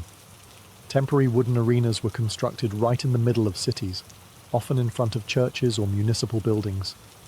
Balconies became box seats. Tavern rooftops turned into VIP sections. Local nobles watched from above while commoners gathered in the dust, leaning on fences that might or might not hold when the bull got too close. This festival energy also elevated the bull itself. These animals weren't just props. They were bred, trained, and paraded with ceremony. Trumpets would sound, flags would fly. The crowd would hush as the gate opened, and out came the beast, not as a victim, but as a mythic opponent. Each performance, whether bloody, farcical, or breathtaking, became part of a town's identity. Bull festivals were stories told in motion, repeated year after year, building local legends and neighbourhood pride. And as the centuries rolled on, the festival bullfight moved from chaos to choreography. A new rhythm was emerging. The street-level bravery of local heroes began to morph into something more structured, more performative, less a brawl and more a ballet. The bullfight was becoming art. By the late Middle Ages, something remarkable had happened. Bullfighting was no longer just a noble pastime or a village dare. It was evolving into a profession. And with that evolution came a new kind of figure. Not a knight in shining armour or a drunken farmhand in a linen shirt, but a trained performer, a showman, a craftsman of courage. The torero was born. The rise of professional bullfighters didn't happen overnight. It began with reputation. Certain individuals, often from humble origins, started to gain local fame for their consistent ability to face bulls on foot with elegance and control. These weren't reckless fools. They were tacticians. They understood the bull's rhythm, its tells, its patterns. They developed specific techniques, dodges, passes, feints, and gave names to each one. What was once chaos was becoming choreography. The torero wasn't just there to survive, he was there to impress. Style mattered. The way you moved, the angle of your approach, the timing of your steps, all of it became part of a growing code.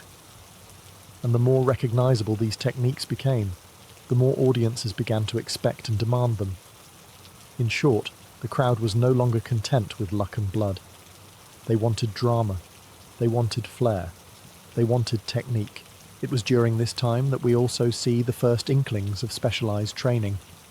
Young men aspiring to enter the ring would apprentice under seasoned fighters. They'd learn the craft, practice the footwork, and study the psychology of the bull. The art was becoming generational, passed down, refined and preserved like a guild trade. This shift also meant a change in attire. Gone were the rough village clothes or the flashy armor of knights. Early toreros began wearing more flamboyant costumes, influenced by both courtly fashion and theatrical design. Colour and contrast became key, not only for spectacle, but also so every movement could be seen clearly from the crowd.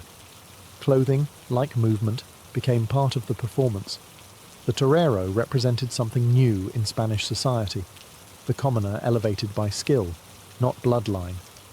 He was a man of the people, but with a touch of the divine, capable of facing death not with brute strength but with artistry.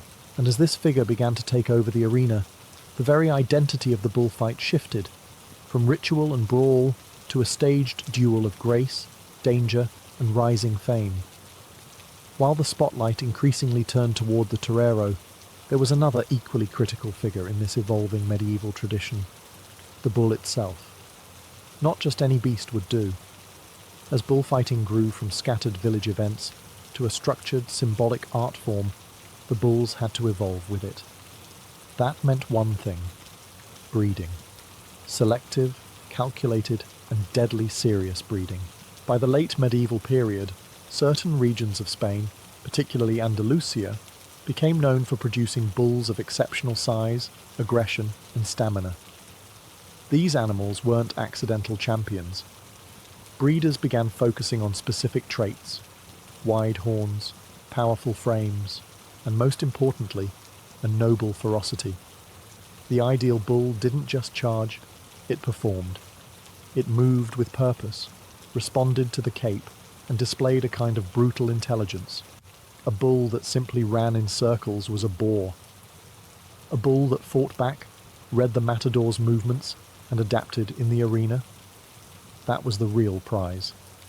Families began to develop bull ranches, precursors to the great ganaderias that still dominate Spanish bullfighting today. These were multi-generational efforts, with bulls raised from calves under strict supervision, their temperaments observed and tested. Not all were selected for the ring.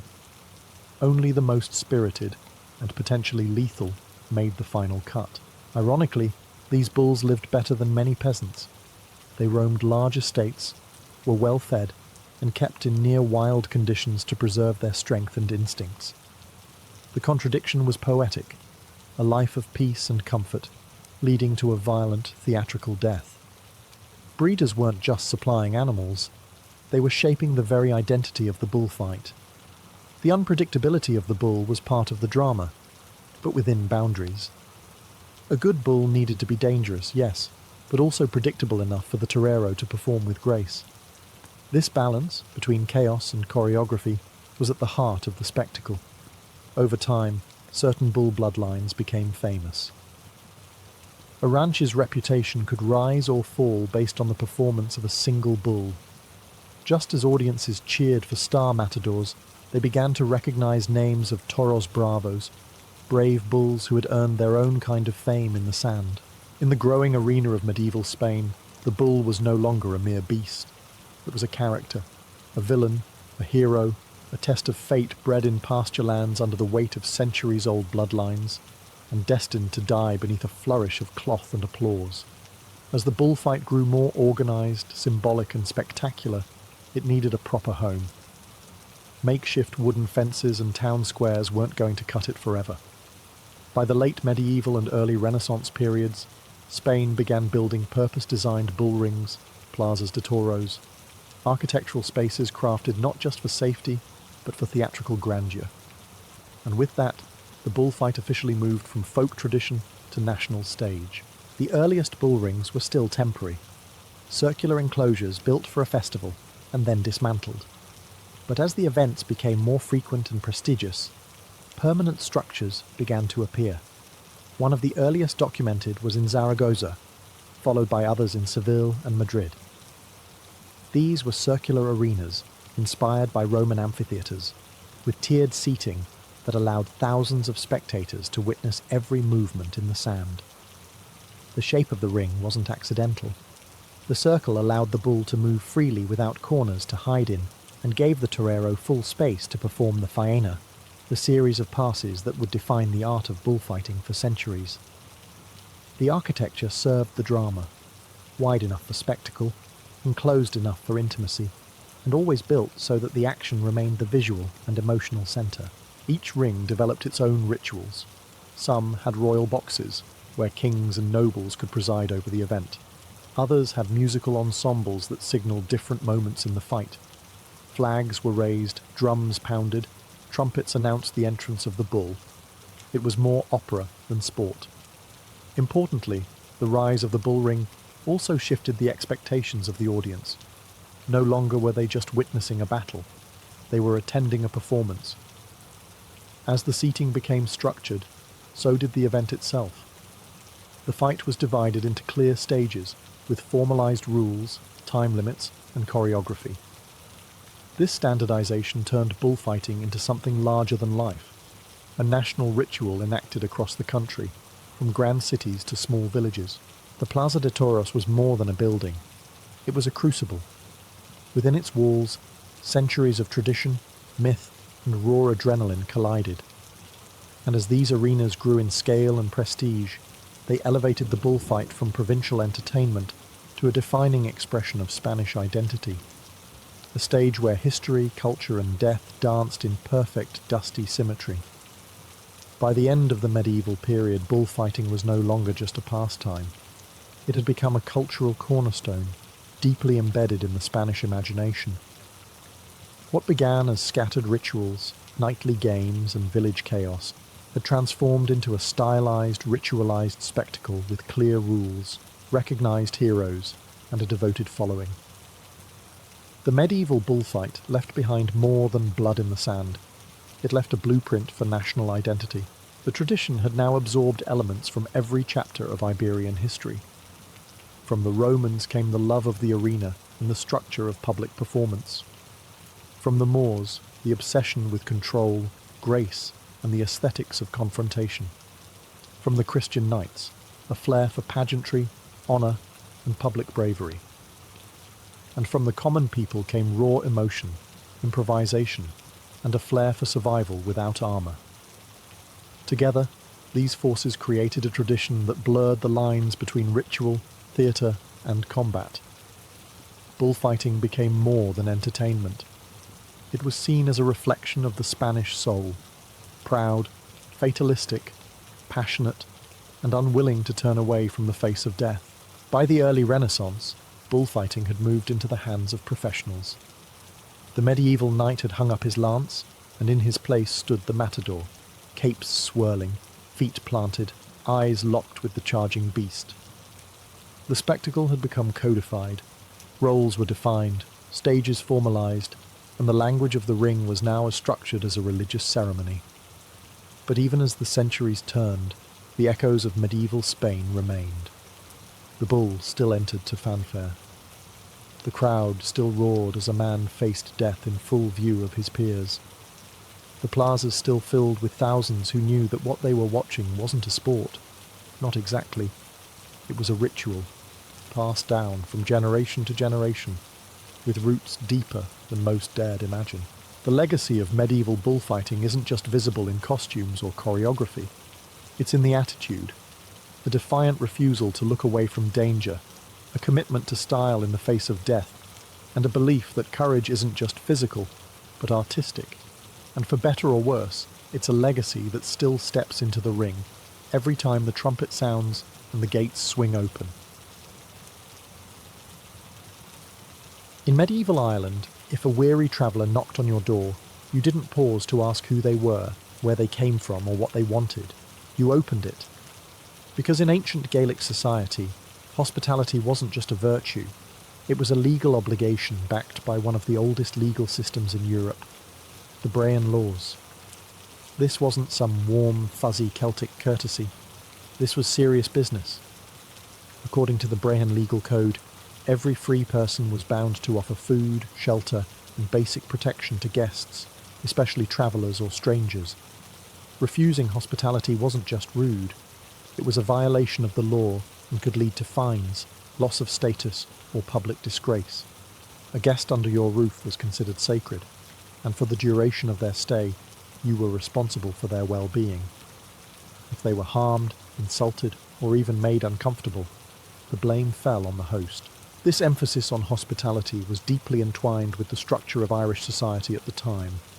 A decentralised landscape of clans, chiefs, poets, and farmers spread across the hills, valleys, and bogs of early medieval Ireland. There were no state-run inns or royal patrols on lonely roads. Travel was dangerous, shelter was rare.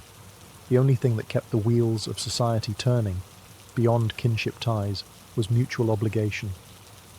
Today's guest could be tomorrow's protector, or bard, or judge. But it wasn't only about safety, it was about honour. In a culture where reputation was currency, how you treated guests mattered. A generous host earned praise, prestige, and spiritual reward. A stingy one earned mockery, fines, or worse, a satirical poem from a bard that could destroy your reputation faster than a sword ever could. Hospitality became a kind of social performance, a ritual of food, warmth, and welcome that said, "You are under my roof. I will care for you. I will." Even fugitive outlaws and travelling poets were sometimes protected under these rules. Refusing shelter to someone who invoked the law of hospitality could mean a breakdown in social cohesion. The guest was not just a visitor. They were a temporary member of your household, placed there by the will of fate and shielded by the full weight of tradition.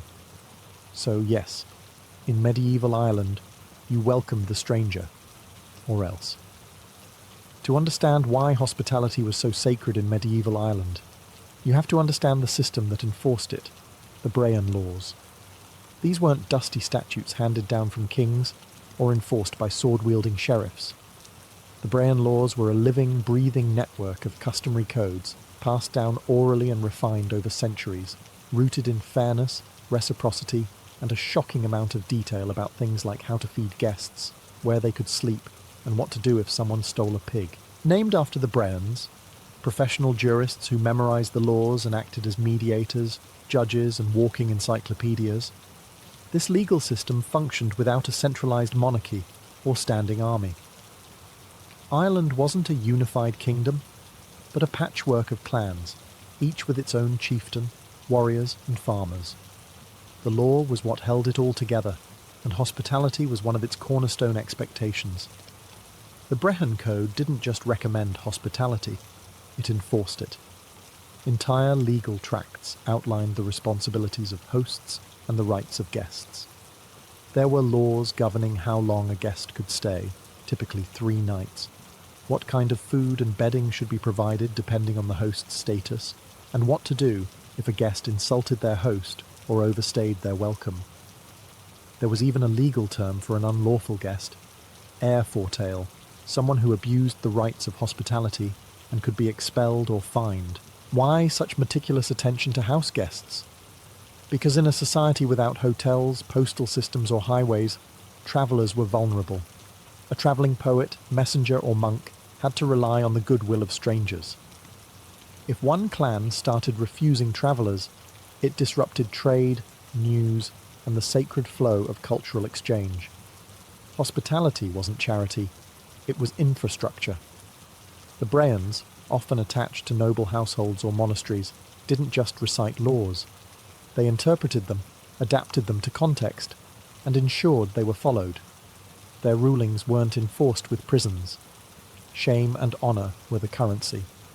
A host who violated the rules of hospitality could be publicly disgraced, fined livestock, or barred from making future legal claims. So while modern law might care more about contracts and codes, medieval Ireland's legal heart beat to the rhythm of something much older. The idea that every person deserved a welcome, a warm meal, and a roof over their head, because society itself depended on it. Not all guests were created equal in medieval Ireland, but nearly every traveller had some kind of right to hospitality.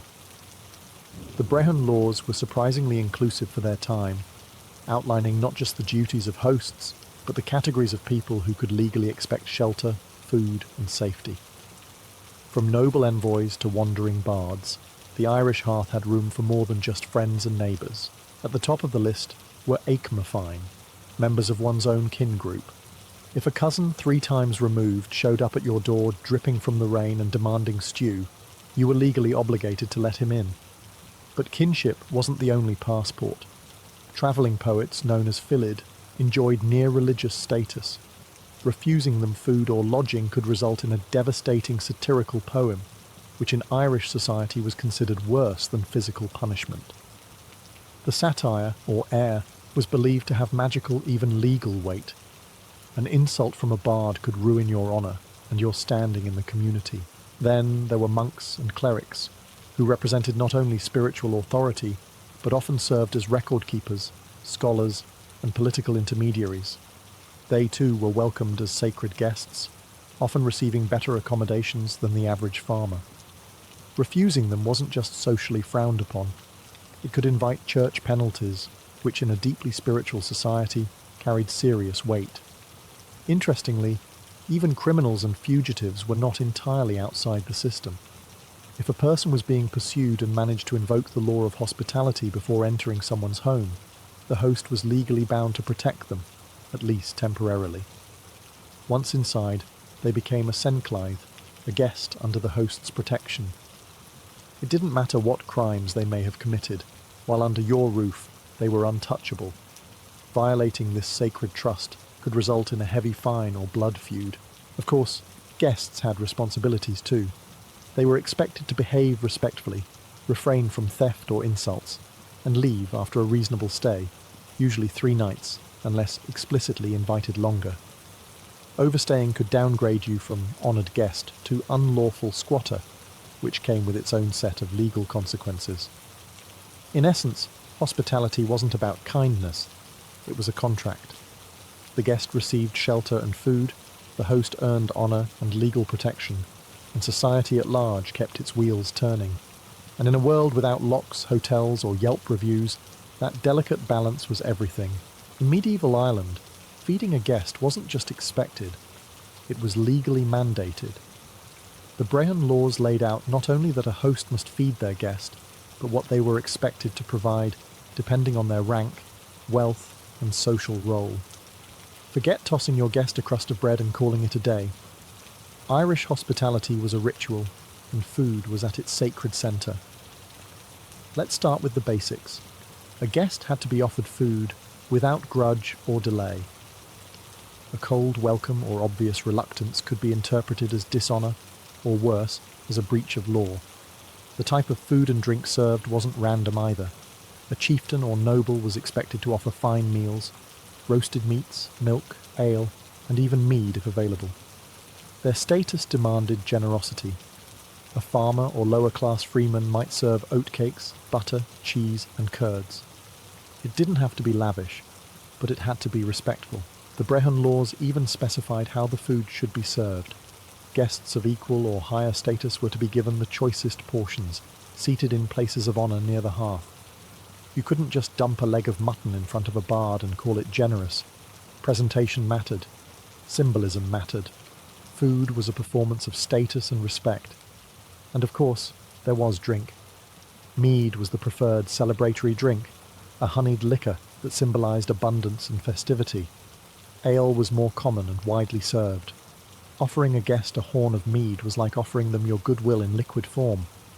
Refusing to offer drink, or offering poor quality ale to a distinguished visitor, was a subtle insult with legal consequences. Why such attention to detail?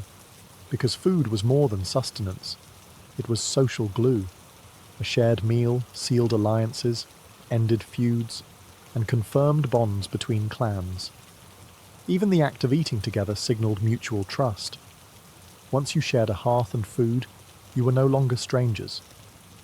And if a host failed to provide adequate nourishment, they could be fined under the law, or worse, satirized by a travelling poet. A poorly fed guest could legally challenge the host's honour, which in medieval Ireland could cost you land, livestock, and your place in society. So the next time someone offers you a plate of cheese and bread with a smile, just know, in early Ireland, that might have been the law talking. In medieval Ireland, once a traveller crossed your threshold, they weren't just a visitor. They became a temporary member of your household, cloaked in your legal protection. The Brehon laws made it crystal clear. To host someone was to accept responsibility for their well-being, safety, and dignity for the duration of their stay. And if something happened to them under your roof, physically, socially, or legally, that was on you. This wasn't a casual matter. Your home became their sanctuary. If the guest was fleeing enemies, the moment they entered your brúden, hospitality house or home, their pursuers were obligated to halt. The sanctity of hospitality overrode even blood feuds, temporarily at least. The guest became a C0ncubine, a sacred guest, and attacking them under the host's protection was a legal offence, one that could lead to restitution or even full-blown clan retaliation. This protection extended beyond physical harm. Gossip, insult, and public shame were also prohibited. If your guest was mocked or dishonoured under your roof, you could be fined. Not because you said the words, but because you failed to prevent it. The host's role was that of guardian, moderator, and provider. Their household, no matter how humble, became a temporary court of civility. Even the sleeping arrangements carried legal weight. A guest was to be given appropriate bedding, ideally near the fire in winter months. While a nobleman might enjoy a separate chamber, even a travelling craftsman was entitled to a clean straw bed and shelter from the elements. Letting a guest freeze or sleep among the animals was a punishable disgrace, unless the animals were better off than the humans, in which case that was a whole other legal discussion. The guest, for their part, was expected to behave with decorum. They weren't to insult the household, abuse the host's trust, or take anything without permission. But as long as they stayed within those bounds, they were, for all legal intents and purposes, inviolable. Any harm done to them while under a host's roof carried heavier consequences than if done out in the open. In a land where justice was personal and honour was currency, sheltering someone wasn't just about keeping them dry.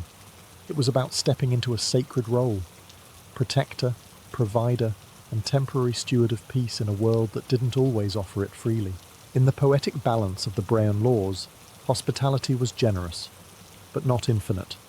Enter the 3 nights rule, one of the most practical and fascinating clauses in medieval Irish custom. This rule stated that a guest had the right to stay under a host's protection for 3 nights, no more, no less, before their legal status changed. After that, they weren't just a guest, they were a problem. 3 nights. That was the legal line between honoured hospitality and social freeloading.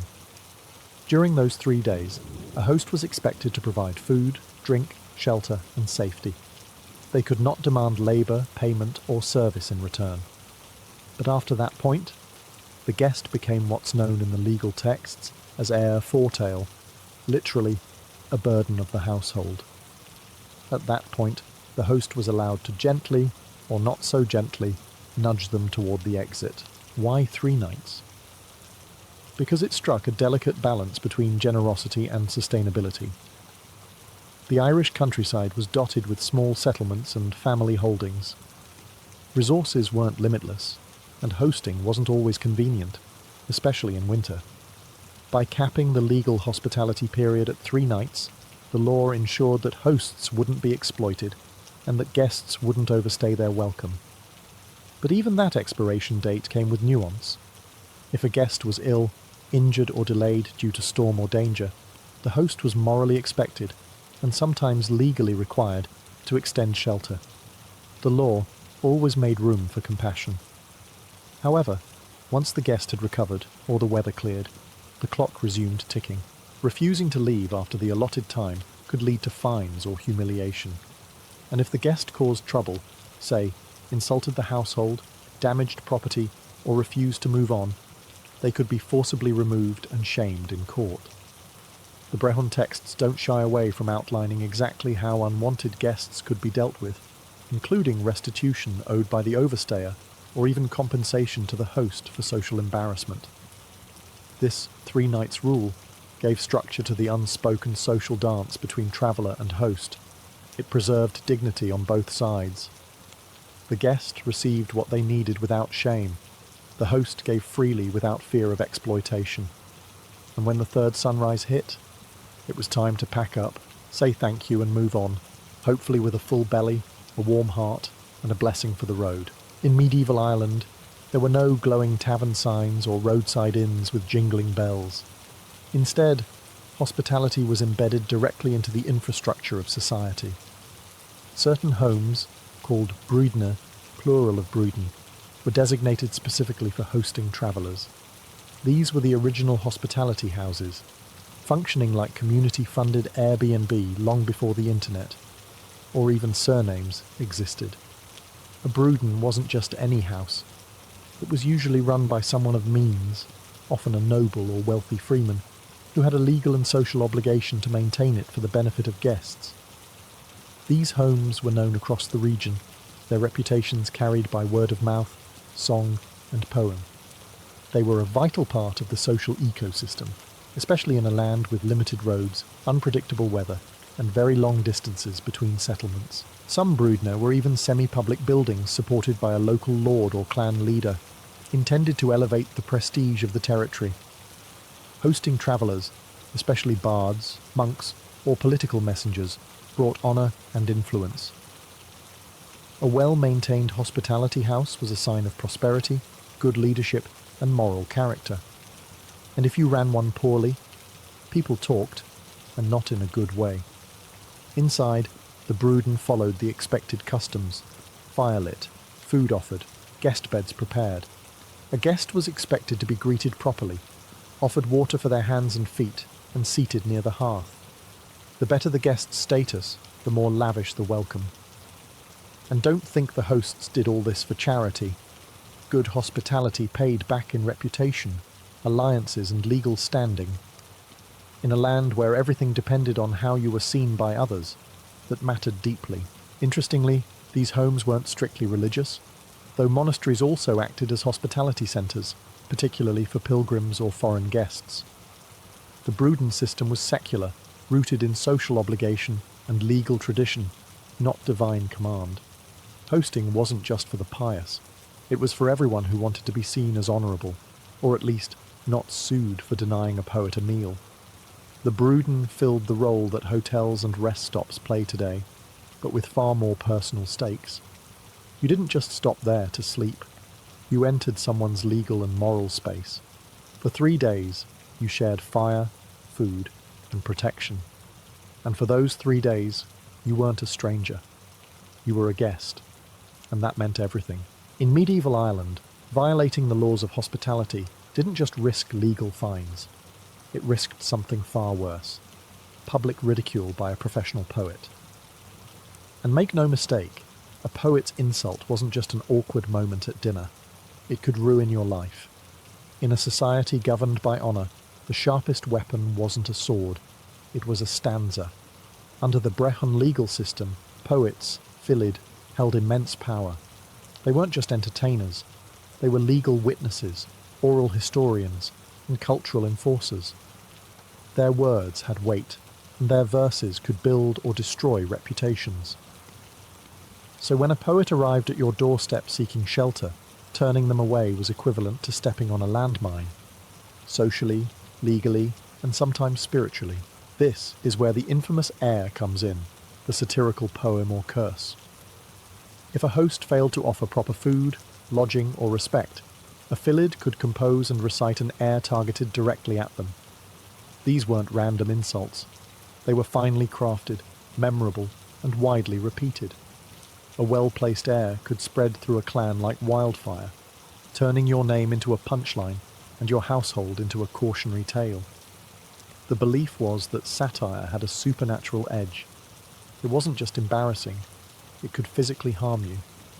Some believed an air could bring disease, poverty, or divine disfavor. The Brehon texts even discuss legal consequences for satire used improperly. That's how serious the system took it. Satire was like a legal spell, and poets were its practitioners. This is why poets were so often greeted with such lavish care. You didn't just fear their power, you respected it. Hosting a bard well could bring long-term benefits. A glowing poem, favourable publicity, or your name woven into heroic tales. But neglect them, and your name might be immortalised in rhyme for all the wrong reasons.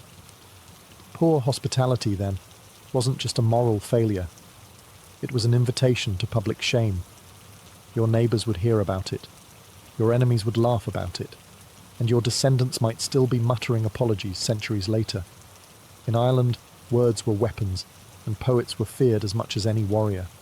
So if you found a bard at your door, you'd best clear a space by the hearth and pour the mead fast. Because hospitality wasn't just a law, it was protection from poetry. By the end of the medieval period, Ireland had changed, politically, religiously, even linguistically. But the ancient customs of hospitality, so deeply woven into the Brehon laws, left behind a legacy that far outlived the legal system that birthed them. Even as English common law took root and the Gaelic order weakened, the Irish reputation for fierce, generous hospitality endured, not just as folklore, but as cultural identity. What made Irish hospitality so distinct wasn't just the food, or the fire, or the legal obligations. It was the idea that every person, no matter their origin, carried dignity simply by being a guest, that a stranger could be sacred. That offering shelter wasn't an inconvenience, but a declaration of personal honour. These weren't just laws, they were living ethics, taught around the hearth, recited in poems, and acted out in the muddy roads and thatched halls of a rugged, rain-soaked land. Even today, echoes of this ethos persist. The instinct to put the kettle on, to offer a guest tea and a seat before asking questions, remains a quiet echo of the Brehon Code. In rural villages, the unspoken rules of welcome still breathe through everyday gestures, offering bread without fuss, giving directions with a story, or ensuring no one leaves a home hungry. These aren't just quaint traditions, they're fragments of a legal and moral worldview older than most European states. The destruction of the native Irish legal system under English rule marked the end of the formal Brehon tradition. But hospitality was harder to kill. It migrated into language, song, and behaviour. It survived famine, colonisation, and diaspora. Irish emigrants carried it abroad, to America, to Australia, to the corners of the world, where the stereotype of the welcoming Irish host took root and grew. In truth, medieval Irish hospitality laws were never just about comfort. They were about trust in a world without walls. They were about relationships, social glue, and survival. In a land of shifting alliances, harsh weather, and open roads, welcoming a stranger wasn't a risk. It was a necessity. And so, in the quiet offer of a warm fire, a soft bed, or a shared meal, we glimpse the soul of an ancient law, one that asked not just who you were, but how well you could welcome someone you'd never met.